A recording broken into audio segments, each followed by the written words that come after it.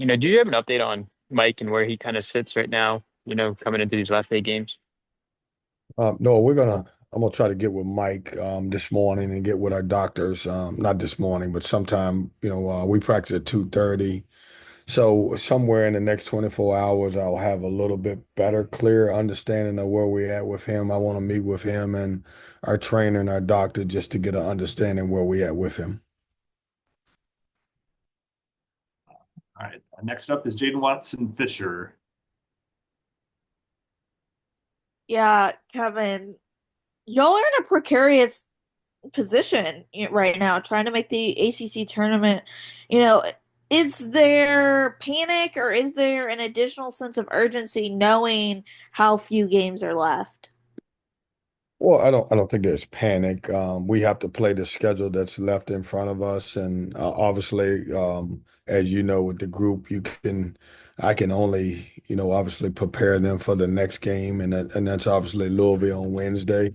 Um, we need to play well down the stretch, and I think our guys understand that without putting extra pressure on them. But you have to start and kind of focus on the next game, and that's the only way that we've ever done it, and it's worked out for us in the past.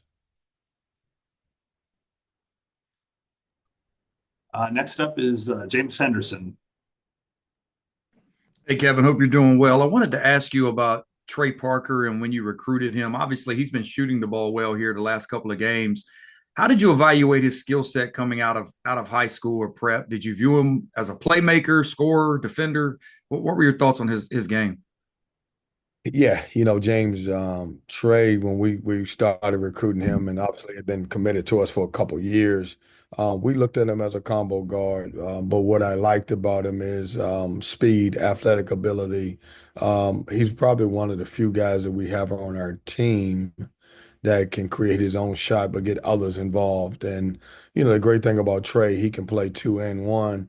He's really been working lately, getting in the gym, working on his outside shot, and is obviously paying off. And it's really good to see him starting to play really good basketball. It took him a little time, inconsistent in practice habits and all that other stuff. And it looks like he's, turning the corner. And he's had a couple really good games for us, which we've actually needed. But in the same token, I think he's just gotten better. So I saw a guy who I really thought could be a really good basketball player and, play both guard positions that could, do some things on the floor with his athletic ability and also on the defensive end. And now everybody's starting to see that a little bit. James Henderson. Just went. Yep. Sorry, I'm reading my screen wrong. Corey Smith, you're next. Hey, Kevin. So I wanted to ask you, as far as the rotations are concerned here lately, there's been obviously a lot of younger players getting the opportunity to play, but there's been kind of some randomization of when guys go in, things along those lines. Just wanted to get your take on what leads up to the thought process on who you're going to put in and how those rotations work and on a game by game basis. Yeah, I don't consider it it's kind of random. I consider it as just, what do we need at the time? Like who's playing well? We needed Trey because when you have the flow of the game, we just couldn't get any shots without someone creating a shot for themselves. Paul obviously has come in because we need some shooting at times and times we didn't. And, certainly if those guys can play well, we need them. Same thing with Bryce. And so, Corey, it's more of a, not going into the game saying that, but certainly if a guy plays well, in the back of your mind that a certain so and so has practiced really well. But more importantly, it's more of a game feel. And, we're not married to any particular lineup, even though we start a certain lineup that we've been starting.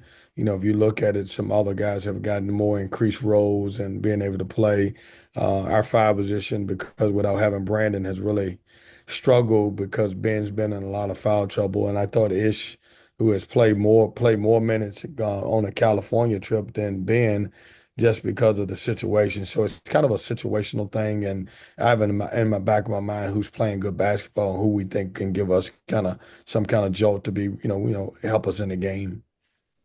And feeding off of that too, you mentioned Brandon. I mean, when you're looking at like where does he stand after not making the trip this past week, leading up to obviously a game against Louisville, his former team? Yeah, he had Brandon, he had 2 days, two training sessions per day, meaning, getting his shoulder right. And I think he's feeling in a good place. We're gonna practice here at 2:30, so I have a better understanding of where he's at. But, we got into games, Corey, for the last couple of weeks, and he just didn't feel great. And we just had to figure out, if we took 1 week of aggressive treatment and rehab, could that help? And I think he's in a better place right now, but I'll know more once I'm able to get into practice with him. But if he feels better, he'll be ready to go on Wednesday. Thank you. Go next to Corey Bossamer. Good afternoon, Coach. Hey, How do you guys prepare for a team like Louisville that no matter what's been put in front of them as far as adversity goes throughout the year with injuries and stuff like that, how do you guys prepare for a team that is resilient as Louisville? well, I just think you have to prepare like everyone does. I mean, they're a good basketball team, but what makes them really good, in my opinion, is that they have a lot of trust in one another and they're playing with great confidence. And I think that's where you see no matter who plays, everybody in the game is playing well. They're probably one of the most confident teams that's in our league, and a lot of times winning helps that. And I think by them winning some games early. Guys are starting to play well, and it's a really good basketball team. They shoot it, they can defend you, they can get out in transition. They got they do a great job of moving the basketball, and they play really well together. And I think that's what really makes them special. Thank you, Coach. Good luck. Thank you. We'll go back to Jaden. Yeah, how do keep the team together, and on the same page and not splinter, through a stretch like this? We're fighting. We have to lean back on our culture. If you look back at our games, the unfortunate thing is about it, we have not been on the winning end of most of these games, but we're always in the game to win it. And that says a lot about our players and the respect that I have for them because they're still fighting. After, taking a trip to Cal and at the end of the game, Cal was a good game up until the end. And you would say, all right, how do they respond on the road, in Stanford and a couple days later? And we just came out and fought. So, playing hard is, that's a standard here. You have to play hard. We don't necessarily make every shot. We don't make the right decision. But one of the things that you have to do in this program is play hard, and a lot of respect to our players, because they're playing hard even though we are not getting the results that we all want. Back to Noah. Yeah, coach, you had mentioned Trey a bunch, on this call. Or at the beginning of the year, you said he'd be a guy that could help you guys, obviously, now. Where's the biggest part of his game that you've seen grow the most from the time he showed up over the summer till right now? I think the home run plays. Trey is, obviously since you can remember him, he's made big plays, and I think he's understanding how to play the game. Learning how to make the right play, learning how to make the right decision, learning whether to be on the defensive end, and just really trusting his teammates. And I think that's where he's really grown. And then when we need, when you look at the Stanford game, we needed some baskets from him, and I thought he stepped up and made some big shots for us. JC Zembel. Over the years, you've had flexibility with your lineup where you've played bigs, you've played 3-point guards, you've played 6'5", 6'6", stretch fours.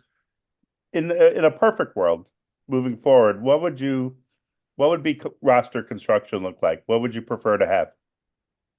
I think versatility. We've been very challenged this year. Obviously, Mike James not playing thus far. We recruited him kind of as a guy that we thought could replace DJ Horn and /Casey. we've had, at least 4 or 5 of our games where Ben or Brandon did not play in that game. But I think the biggest thing for us, JC, is a group of guys that are versatile and can play multiple positions. And, because of, who we have had on the floor and not had, everybody has to kind of stick to one position and get better at that position. But, I love size. I love some guards that can create. But I think the biggest thing, if you're asking me, is probably versatility. I'll give the last question to James Henderson. Kevin, I wanted to ask you about your five position, the production you're getting there. When you look at it, um, is it on them to be more productive? Do you see opportunities where maybe they're not getting set up enough? I mean, how do you evaluate the production you're getting there?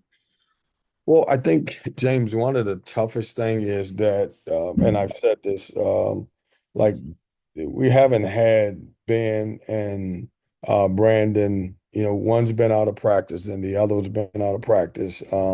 Just consistency. And then you throw Ish in there, who I thought it was a really bright spot for us on the California trip. Coming into the season.